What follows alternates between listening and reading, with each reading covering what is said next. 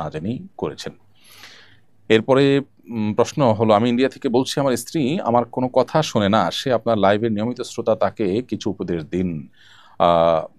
ভাই, যিনি আপনি প্রশ্ন করেছেন, আপনার স্ত্রী আপনার কথা শোনেন না, সেক্ষেত্রে স্ত্রীকে এবং আপনাকে উভয়কে আমি উপদেশ দিচ্ছি, আল্লাহকে ভয় করে চলুন। যে বোন লাইভে আছেন সেই বোনকে বলবো যে স্বামীর কথা মেনে চলা এটা আপনার কর্তব্যের অংশ। যতক্ষণ পর্যন্ত স্বামী আপনাকে অন্যায় কিছু করতে না বলবেন ততক্ষণ পর্যন্ত স্বামীর কথা আপনি মেনে চলবেন। নিজের মনের বিরুদ্ধে, ইচ্ছার বিরুদ্ধেও যদি আপনি কাজটি করেন, ইনশাআল্লাহ বিদিনিল্লাহ আল্লাহ তাআলা আপনাকে বিনিময় দান করবেন। আজকের পৃথিবীতে তথাকথিত নারীবাদের নামে আমাদের বোনদেরকে নানাভাবে প্ররোচিত করে তাদেরকে স্বামীদের অবাধ্য করা হচ্ছে বা সংসার গুলোকে ভেঙে খানখান করে দেওয়া হচ্ছে। আমরা শয়তানের সেই সমস্ত ফাঁদে পা দেওয়া উচিত নয়।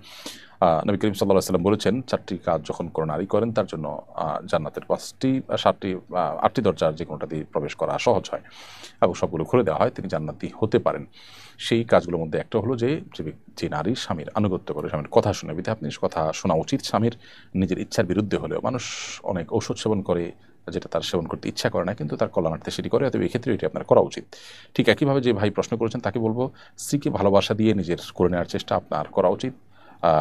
একজন অন্যজনকে ব্লেম না করে নিজের দায়িত্বটা আদায় করা উচিত। স্ত্রী চিন্তা করবেন যে আমি আমার কর্তব্য পালন করি, স্বামী যদি আমার কোনো ত্রুটি করে সে আল্লাহর কাছে দায়ী থাকবে।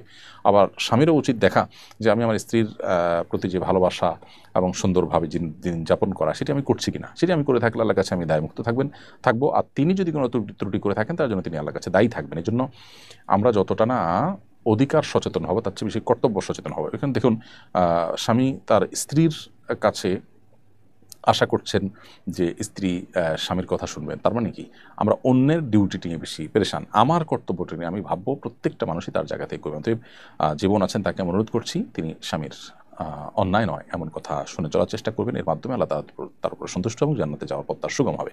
আর স্বামীরও উচিত স্ত্রীর কর্তব্যের কথা চিন্তা যতটুকু করবেন তার সাথে নিজের কর্তব্য সঠিকভাবে আদায় করার চিন্তা করবেন। কারণ আল্লাহর কাছে স্ত্রী যদি আমার কথা না শোনেন, আমার তো কোনো দায় নেই, কিন্তু আমার যেটুকু দায় আছে সেটুকুর জায়গাতে আমি যেন পরিষ্কার থেকে সেই চেষ্টা করতে হবে। এরপরে প্রশ্ন হলো, এক ভিডিওতে আপনি বলেছেন ফাজলামি করেও যদি কেউ বর কনে কবুল বলে তাহলে বিয়ে হয়ে যায়।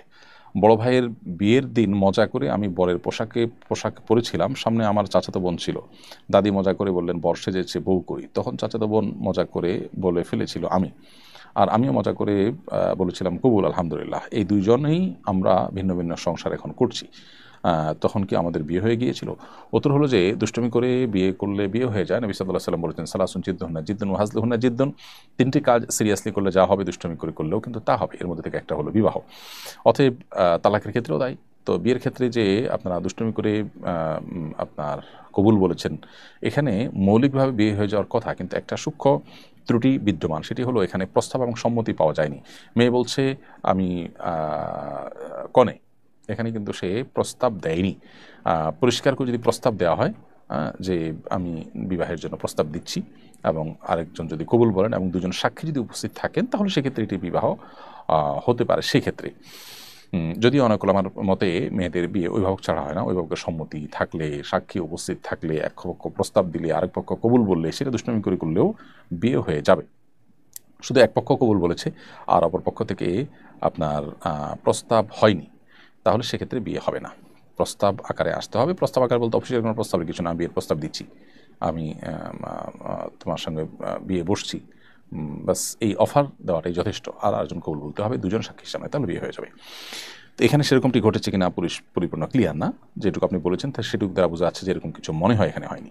রহমতের জান্নাত এআইডি থেকে আপনি লিখেছেন, আমার 2 মেয়ে, ওরা হাফেজা হতে চায়, কিন্তু অনেকে বলে মেয়েদের হাফেজা করলে নাকি সেটা ধরে রাখতে পারে না, তাতে নাকি আরও পাপ হয়, আমি কি করতে পারি? না, এটা সঠিক না যে ধরে না রাখতে পারলে মানে গণহারে পাপ হবে, বরং তারা ধরে রাখার চেষ্টা করবে, তেলাওয়াত করবে, আল্লাহ না করুক এরপরও তেলাওয়াত এবং চেষ্টাতে ত্রুটি না থাকলেও তারা যদি ভুলে যান, তার জন্য তারা আল্লাহর কাছে দায়ী হবেন না, এবং আপনি আপনার মেয়েদেরকে নির্দ্বিধায় হাফেজা বানাতে পারেন এবং মুখস্থ রাখার তারা চেষ্টা করবেন। অনেক মেয়েরাই কিন্তু রাখতে পারেন।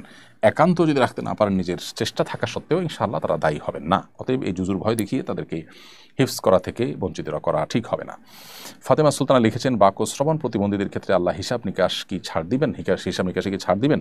যতটুকু তাদের প্রতিবন্ধকতা আছে ততটুকু তারা ছাড় পাবে, আর এর বাহিরে যেটুকু তাদের সাধ্য আছে সেটুকুর জন্য তারা আল্লাহর কাছে জবাবদিহি করতে হবে। ধরুন একজন মানুষ কথা বলতে পারেন না, সেক্ষেত্রে তার বাক শক্তি ব্যবহার করে যে কাজগুলো করতে হতো সে কাজগুলো না করার জন্য আল্লাহর কাছে তিনি কোনো দায়বদ্ধ থাকবেন না।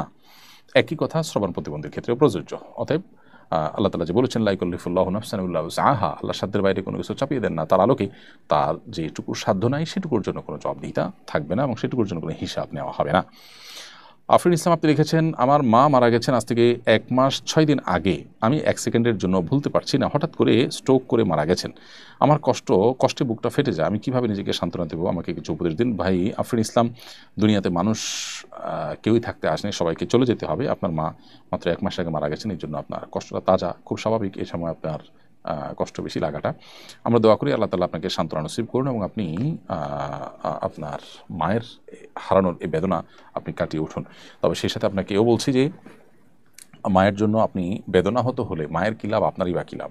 বরং তার চাইতে মায়ের জন্য জান্নাতের দোয়া করুন এবং জান্নাতে মার সাথে যেন সাক্ষাৎ করতে পারেন সেজন্য প্রত্যাশা করুন এবং দোয়া করুন। এই দোয়াটাই হলো মায়ের জন্য উপকারী, আপনার জন্য উপকারী। আর অহেতুক অতিরিক্ত পেরেশান হওয়া, এটা ঈমানদারের সাথে যায় না। আল্লাহ তার বান্দা বা বান্দীদেরকে দুনিয়া থেকে একসময় নিয়ে যাবেন, এটাই তো আল্লাহর পদ্ধতি। অতএব আমাদের কষ্ট হলেও সেটাকে মেনে নেওয়া, এটা আল্লাহর ফায়সালাকে মেনে নেওয়া শামিল। অতিরিক্ত বিষাদগ্রস্ত বা অতিরিক্ত এই সমস্ত বিষয়ে আমরা যদি ভেঙে পড়ি, সেটা কোনো কোনো ক্ষেত্রে আল্লাহর সিদ্ধান্তের বিরুদ্ধে একরকমের মানসিক বিদ্রোহের পর্যায়ে চলে যেতে পারে। সেজন্য আল্লাহর কাছে ইস্তেগফার করে আল্লাহর ফায়সালাকে মেনে নেওয়ার মতো মানসিকতা থাকা উচিত।